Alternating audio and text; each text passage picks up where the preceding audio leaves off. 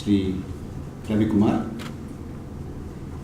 President of Hyderabad Management Association, Shri Vijay Vedanta, Secretary of the Association, and friends. I see quite a lot of friends and familiar faces in the audience. My special namaskarams to Dr. Chakravarti, Subbarao, and there's a friend of mine sitting here, Sudhakardu, and of course Vemu Gandigar, lots of other people, Sanjay Sagar. Thank you very much for giving me this opportunity. In fact, it's been long overdue, years actually. And this particular session, we've been struggling with dates for almost a year. Yeah, yes. More than that, sir. More than a year. So Sanjay was That's right, yes. Somehow or the other, the Muhurt happened today. And I believe some of you have come from quite a long distance. Thank you very much for joining us today. What I thought I should speak today to you is about the current revolution that we are witnessing. We are all experiencing it, but probably we have not grasped it as much as we should grasp it. A lot of things are happening. A lot of changes are sweeping the globe. First of all, I must say that when I titled this talk, "Can a leader choose between escape and embrace?" I did not mean leader to be a political leader alone. I think that is one of the easiest things these days, to be a political leader. I meant leadership in business, in industry, in academia, in sports, management, science, technology, and various other fields, in every field. I took leadership in a very broad sense. Let me start by giving you a very broad picture of revolutions on our planet. You know, we had about 70,000 years ago, we had what is called the cognitive revolution. This actually meant that humans started communicating and started speaking. Every species on this earth communicates. But the language is something which is very, very advanced. You know, for instance, if you look at a bird, when a bird sees a predator, it gives out a sound. It warns other birds and animals in the forest. I don't know if you've seen a forest. You know, when people go to a forest, especially a tiger reserve, they go in search of tiger, and when they come across people, they say, "Has the sighting happened?" Then they would say, "No, it has not happened," and there are no distress calls also. Because whenever there is a predator, all other animals who are in danger would give a distress call. So that is the language, that's the communication. But then it only gives a very brief communication in the sense, look, there is a predator. That's all. The predator is very far, or the predator is close by, or the predator is on the ground, or the predator is up above the sky. That's all. Only that much of communication is possible with non-human organisms on this planet. But a human being can tell you, look, the predator has just stopped his car outside the gate and is coming into the gate, is already crossed, he's climbing up the steps and he's taken a left turn and is coming into this room. That is the human communication. The human communication is a detailed communication. So that happened sometime around 70,000 years ago on this planet. That was the first revolution. And those species that did not have this revolution in their process of evolution have either vanished from this planet or surrendered to those species which have evolved to capture this revolution. That is one. And about 12,000 years ago, almost 58,000 years after the cognitive revolution, we had the agricultural revolution. Invention of plow, bringing land, cutting down forest, growing crops. So from hunter-gatherer to agriculturist, that was the revolution. And those among the human beings, among the species, which have not adopted to this revolution, the agricultural revolution, have remained backward. And the third revolution, which is called the first industrial revolution, happened in the 18th and 19th centuries. That was with the steam, etc. And then the second industrial revolution between 1870 and 1914, just before the outbreak of the First World War. So it continued. And the third industrial revolution, which happened in the 80s, late 70s and 80s, was the information technology revolution, the digital revolution. Now what we are witnessing today is the fourth industrial revolution. It is beyond the information technology revolution. It is Internet of Things and artificial intelligence, it's robotics, it is nanotechnology, etc., etc. That is what we are witnessing. Now I want all of you who are the leaders in your respective fields to put things in perspective and see.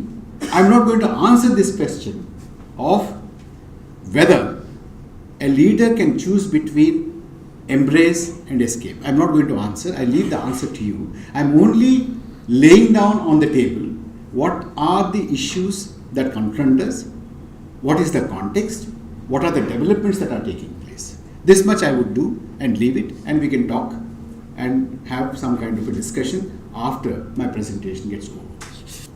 Please take a look at this. This is a Chinese supercomputer.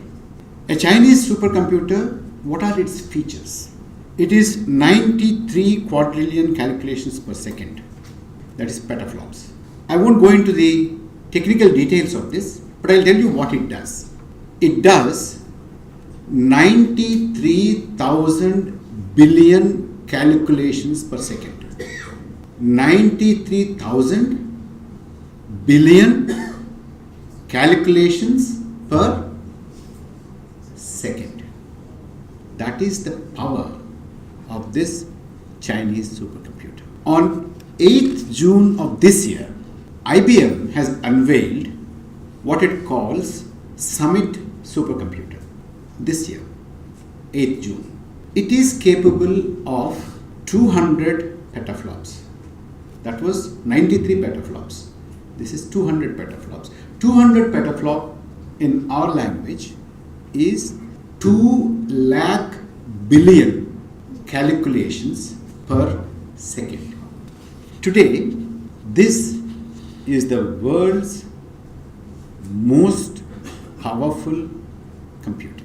Till 7th June 2018, it was the Chinese Sunway Taihu Light.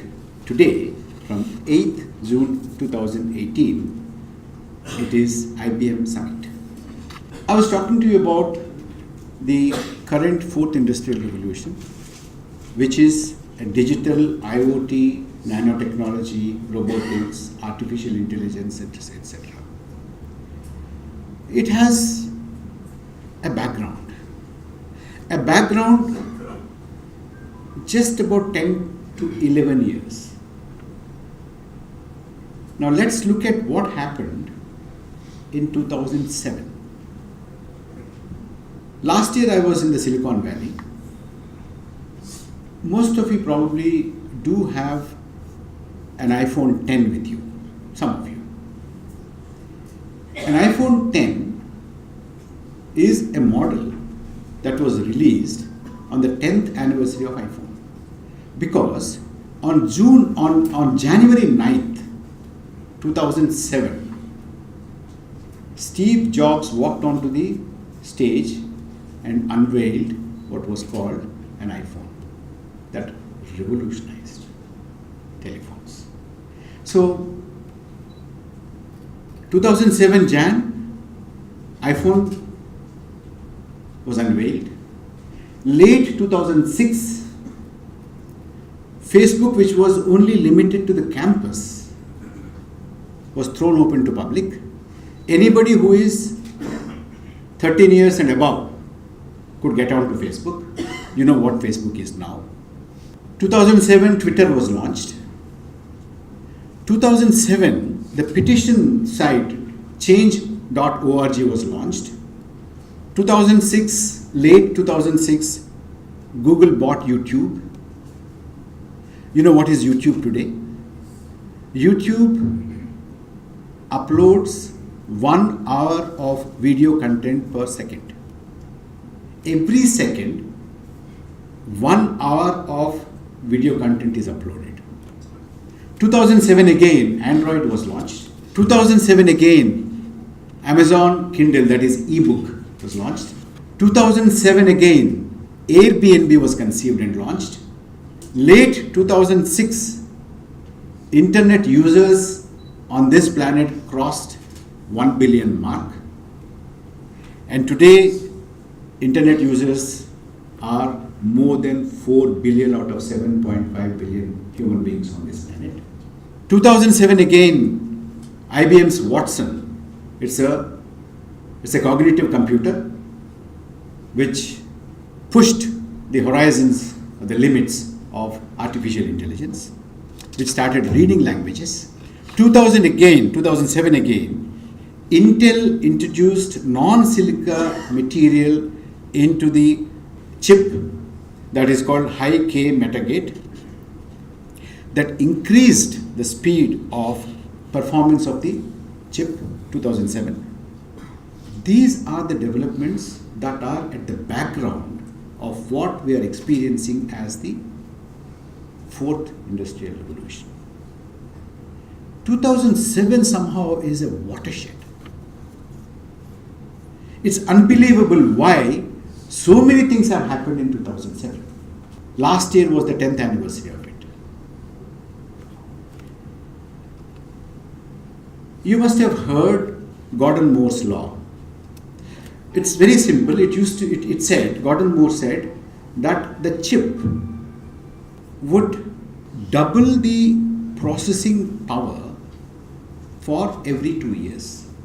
In every 2 years. It's not exactly 2 years, but it's 2.5 years, but more or less 2 years. If you look at the first chip in 1971, Intel 4004 to today, if you see, the performance of the chip has increased by 3,500 times. 3,500 times. The energy efficiency of the chip has increased by 90,000 times. The cost of making the chip has come down by 60,000 times. Now, the data that I gave you just now, the energy efficiency, the performance, which is the speed, and the cost, if you extrapolate this to an automobile of a Volkswagen car, you would have had, if the same kind of improvements were done to an automobile, if those improvements have happened with an automobile, the automobile would have a speed of 3 lakh miles per hour. The automobile would have given you 30 lakh miles per gallon if you extrapolate the energy efficiency. If you extrapolate the performance, it would have given you 3 lakh miles per hour speed. And the cost of the car would have been, because the cost of the chip had reduced by 60,000 times, the cost of the automobile would have been 4 cents.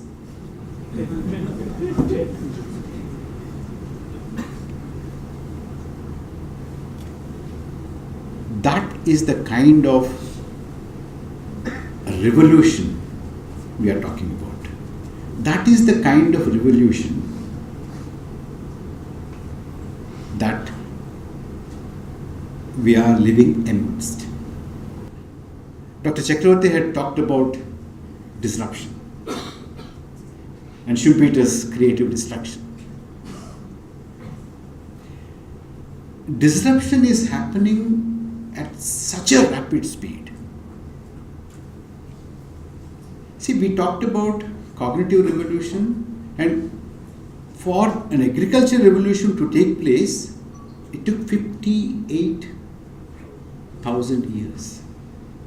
And after that, another 46,000 years it took, 36,000 years it took, 46,000 years it took to go for the agricultural revolution.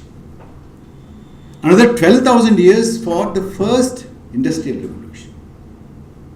Today, Amazon has overtaken Walmart in 21 years. Tesla has overtaken General Motors in 14 years. Uber had overtaken Tesla in 7.5 years. Today, the calculations are that for a newcomer to challenge an incumbent and overtake that incumbent, it would take 3.5 years. In the United States economy, which is the biggest economy still, in the United States economy, 20% of the jobs are created by the companies which did not exist 1 year ago. Just 1 year ago. They were not there. They create 20% of the jobs in the biggest economies in the world. That is the kind of disruption that we are talking about. All this is possible because of the new digital revolution and the present fourth industrial revolution. Now look at the top market cap value companies in the world. In 2013, 5 years ago, we had Apple valued at $416 billion US dollars, Exxon $404 billion US dollars, Berkshire Hathaway $257 billion US dollars, PetroChina $255 billion US dollars, and Walmart at $246 billion US dollars. 5 years later, that is in 2018, Q1 I'm talking about, in 2013, only one of them was a tech company, Apple. Today, all the 5 are tech companies.